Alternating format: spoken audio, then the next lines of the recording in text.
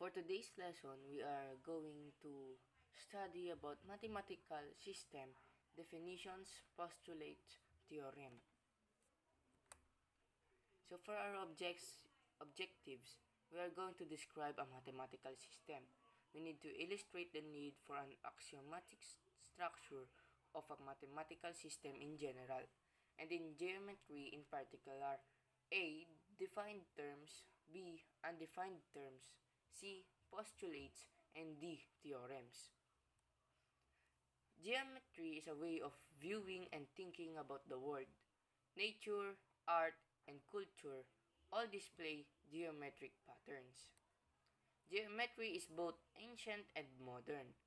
Geometry evolved from a systematic examination in Euclid's works to its synthesis with René Descartes' study to its current ties with computer and calculator technology. Points, lines, and planes are the three basic building pieces of geometry. They are referred to as building blocks since they are fundamental and indeterminate in comparison to other figures. A point is the most fundamental building unit in geometry. It does not have a size. It denotes a location, depicted by a dot, begun with a capital letter. While a line is a continuous, straight arrangement of infinitely many points.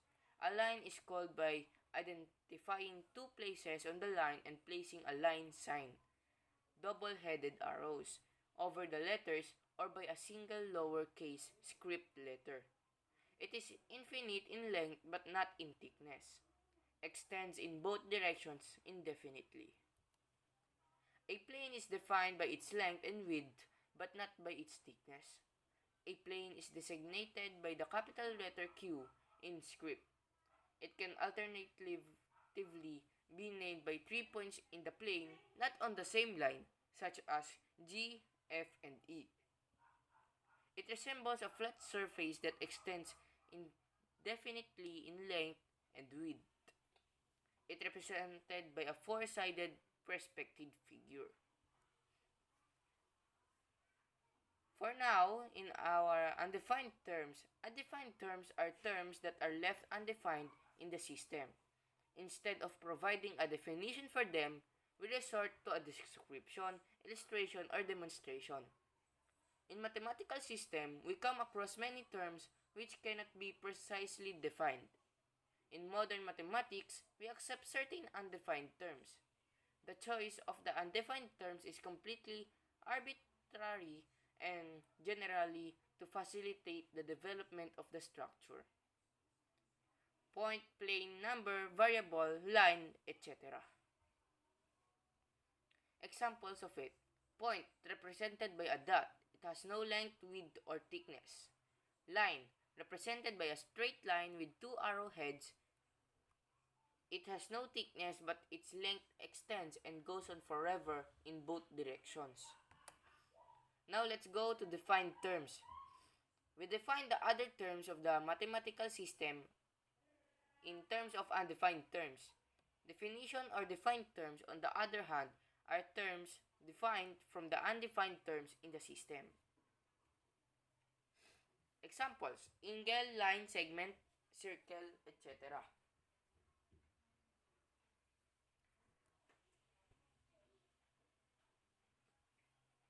Its examples are angle, a figure formed by two rays called the sides of the angle sharing a common endpoint called the vertex of the angle.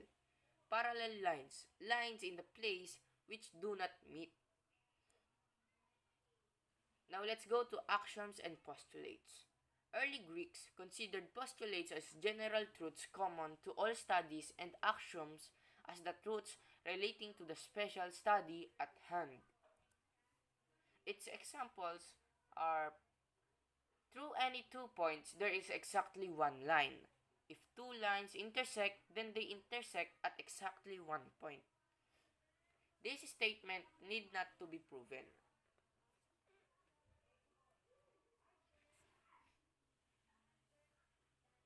A theorem is a statement that we arrive at by successive application of the rule of implication to the axiom and statement and statements previously arrived is called theorems. For example, angle in a semicircle are right angles. An axiomatic system is said to be consistent if there are no axiom or theorem that contradict each other. So if the following statement is an axiom or a theorem, there exist two lines that are parallel. Then, its negation should not be an axiom or a theorem. No two lines are parallel. An axiomatic system should be consistent for it to be logically valid, otherwise, the axiomatic system and its system are all flawed. A postulate is said to be independent if it cannot be proven true using other axioms in the system. An axiomatic system is said to be independent if all of its axioms are independent. So that is our lesson for today. Then let's move on to our quiz. So we are now going to answer our quiz that will be presented in the meeting, so you can all answer it in 5 to 10 minutes.